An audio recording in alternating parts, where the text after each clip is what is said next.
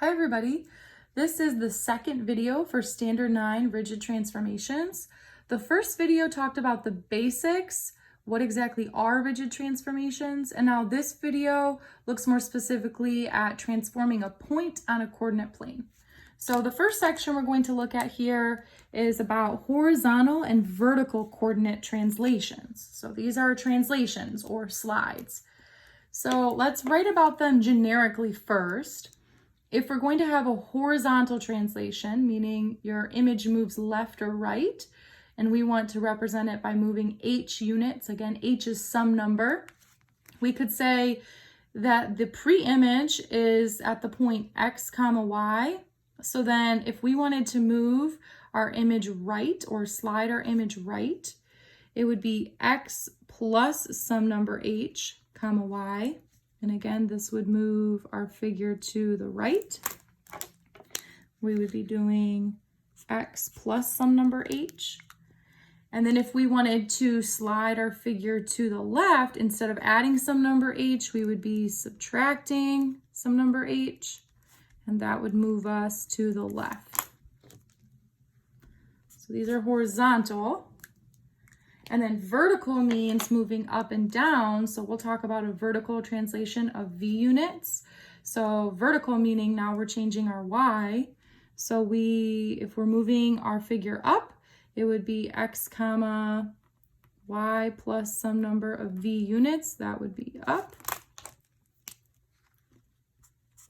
And if we're moving our figure down, it would be x comma y minus some number of v units. That would be down.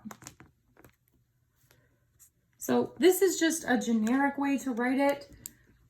It will make more sense when we see a rule like in example A, where instead of going right or left by h units and up or down by v units, instead we actually have numbers for how many units. So let's look at example A. The first thing we need to do in example A is figure out what coordinate points are these points on the corners of my triangle at. So I see that I have the figure DUG. So what I'm going to do is list DUG, and I'm going to list each ordered pair. So for point D, I can see that it is left 5 units and down 1 unit. So D's ordered pair is -5, comma, -1. Remember, it always goes x comma y. For point U, it is left 2 units, up 2 units, so -2, comma 2. And for point G, I went left 5 and up 3, so -5, comma 3. So all I did right here is list the ordered pairs x comma y for my 3 points on this triangle, D, U, and G. Now I need to apply this translation. And the way I do that is I'm going to now list D prime, U prime, and G prime. And in the first video, we talked about how it looks like an apostrophe, but this is called prime. So D would be the pre-image point, and D prime would be the image point once you've applied the translation. So I need to now come up with the ordered pairs for each of these translated points. And the way I do that is by considering the rules. So the rule tells me I need to do x plus 3, or I need to add 3 to each of my x values here. And then I need to also apply my vertical rule here, which says y plus 2. So I need to add 2 to each of my y values. So when I'm writing my new translated point, for D, I need to add 3 to each of my x values. So for D prime, I need to do -5 plus 3, which gives me -2. For U prime, I need to do -2 plus 3, which gives me 1. And for U prime, I need to do -5 plus 3, which gives me -2. So I applied the horizontal translation. Now I need to apply that vertical translation. So for D, I was at -1. I need to add 2 because the rule tells me add 2 to each of my y values. So -1 plus 2 gives me 1. For U, I was at 2, but I need to add 2 to perform my translation. So 2 plus 2 gives me 4. And then for G, I was at 3. 3 plus 2 gives me 5. So what I did here again to come up with my translated points is I added 3 to each of my X's and I added 2 to each of my Y's. So now that I did that, I could go ahead and graph these points. So D prime is at -2, 1, -2, 1. This is D prime, and you need to label it with a prime mark, D prime. U prime is at 1, 4, or when X is 1, Y is 4. This is U prime. And then for my G prime, I'm at -2, 5, -2, 5. That is my G prime. Now I can connect my translated points and I can double check, does the triangle look the same? The triangle cannot change size or shape because this is a rigid transformation. So my triangle looks identical. All I did was slide my figure. You can double check by putting your pencil on, say, point G, and our rule tells us we go up 3 and right 2. Excuse me, right 3 and up 2. So we can go right 3 and up 2. You could do the same thing for you. I need to go right 3 and up 2. Right 3 and up 2. So that's another way you could apply the translation. Instead of looking at the ordered pairs, you could also look at the picture and you could translate each point by applying your rule that way and counting the number of units on the graph. Both ways you'll get the correct answer. You do need to do both parts. So you do need to list all of your pre-image points and your image points, as well as draw your new image. All right, at this time you have You Try 1 to do, so go ahead and pause the video. All right, let's see what you came up with for You Try 1. You can go ahead and check your pre-image points, your image points, and then on your graph, the triangle should have stayed the same size and shape. And a good way to double check yourself is you can apply the rule on the graph. So if I'm looking here at point U, I go right 3 down 1, right 3 down 1, and it looks like I translated the triangle correctly. The next section is going to look at reflections. So we are going to reflect the image across the X or the Y axis. So reflections have a different rule. So if we are reflecting across the X axis, that means that X will stay the same. X will stay the same, but we will do opposite of Y. So if our original point was X comma Y, now we'll do X comma negative Y, or we could say opposite of Y. X stays the same, but we will do opposite of Y, meaning if Y was positive, we make it negative. And if Y was negative, we make it positive. And then for a reflection across the Y axis, now our Y value will stay the same, and we will do the opposite of X. So here we're doing opposite of X. So our rule would be opposite of X comma Y.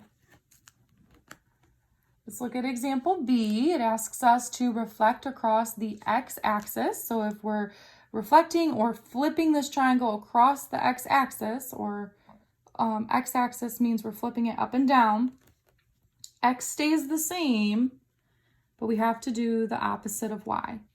So you'll start the problem the same way. Here I see that I have triangle HEX, HEX. So I need to list each of the ordered pairs. So H is at the point 1, 1. E is at the point 3, -1. And X is at the point 0, -4. So here are my pre-image points. Now I need to find my image points, H prime, E prime, and X prime. So when I'm going to apply this reflection, my X values stay exactly the same. So my X values will stay 1, 3, and 0, those don't change. All that's changing here is my y value. For my y value, the rule is that I do the opposite. So if for h, my y was positive 1, now I need to make it negative 1. If for e, my y was negative 1, now I need to make it positive 1. And if for x, my y was negative 4, now I need to make it positive 4. Now I can go ahead and plot these reflected points to see if it looks right on my graph. So for h prime, I'm at 1, comma, negative 1. Here's h prime. E prime, I'm at 3, comma, 1. E prime. And x prime, I'm at 0, comma, 4. Connect your points and double check. Does the triangle look like it remained the same size and shape? Yes, it does. Sometimes a tip that I tell students is if you're flipping across the x-axis, you can turn your page and look, does it look like a mirror image on both sides of your x-axis? And yes, it does. Some students prefer to actually apply the reflection on the graph first. So what I mean by that is if it flips over your x-axis, you could say, well, E is 1 unit away from my x-axis here. So E prime must also be 1 unit away from my x-axis here. You could do the same thing here with the other points. So you could first draw your reflection, and then you could go ahead and come up with your pre-image points and your image points. Let's do example C. So this one, we're now reflecting across the y-axis. So if we reflect across y-axis, that means that all of our y's stay exactly the same, and we have to do the opposite of x. So here I see the triangle. I've got FJY. So my F is at the point 2, 2. J is at 4, 2. And Y is at 2, -3. So here are my pre-image points. And for my image points, F prime, J prime, and Y prime, all of my Y's stay exactly the same. So I could fill in my Y's. Those aren't going to change. 2, 2, and -3. 2, 2, -3.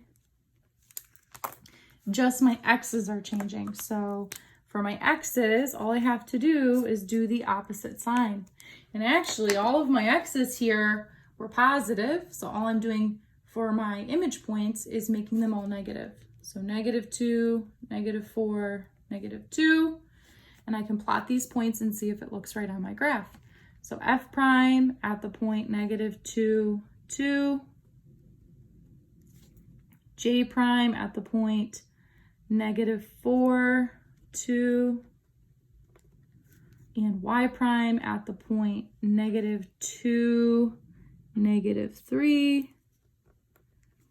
And we can see our triangle did not change size or shape. And here it flipped across our y-axis. All right, at this time, you have U-tries 2 and 3 to do. Go ahead and pause the video. All right, for U-try 2, you can check your pre-image points, your image points, as well as your graph. Double check that your triangle did not change size or shape. For U-try 3, same thing. Check your pre-image points, your image points, and check your graph. All right, now on the back side, we have one more type of rigid transformation, and the last type is a rotation. So we are only going to do 180-degree rotations about the origin. Origin, again, meaning the very center of our coordinate plane here, where the x and y axis meet. So we need to come up with our rule. So our rule here for a rotation is that instead of just doing opposite of x or opposite of y, we now have to do opposite of both. So if our pre-image point was x comma y, now we're going to have to do -x comma -y, or another way you could say that is we have to do opposite of both. So with a reflection, we're only doing opposite of one of these depending on if you're flipping it across the X or Y axis. But with the rotation, we do opposite of both. So our very last example, example D, it says a rotation 180 degrees about the origin. So always write your rule. If it's a rotation, we're doing opposite of X and opposite of Y. We have to do opposite of both. I see the triangle YUM, yum. So come up with your ordered pairs. Y is at the point -3, 0. U is at the point 0, 1. And M is at the point -1, 5. Now come up with your transform points here once we did the rotation. So in order to do this, my X's need to change signs and my Y's need to change signs. So if here we had a -3, it's going to become +3, and 0, you don't have a positive or negative version of 0. For U prime, 0, instead of U being my Y value at 1, it's now at -1. And for my M prime here, instead of my M's X value being at -1, it's now at +1. And instead of my M's Y value being at 5, it's now at -5. So once you come up with your ordered pairs, again, all I did was do the opposite of all of my X's and opposite of all of my Y's, meaning do the opposite sign. Let's graph it. So Y prime is at the point 3, 0. U prime is at the point 0, -1. And M prime is at the point 1, -5. Draw your triangle, double check that your triangle did not change size or shape. And here we can see that this triangle spun 180 degrees about the origin.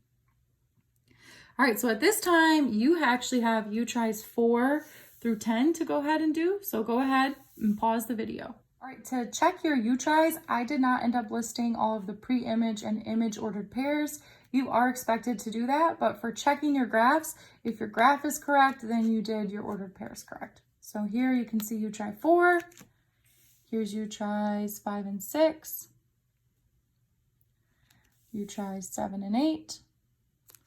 Lastly, U tries 9 and 10. Let me know what questions you have, and thanks for watching.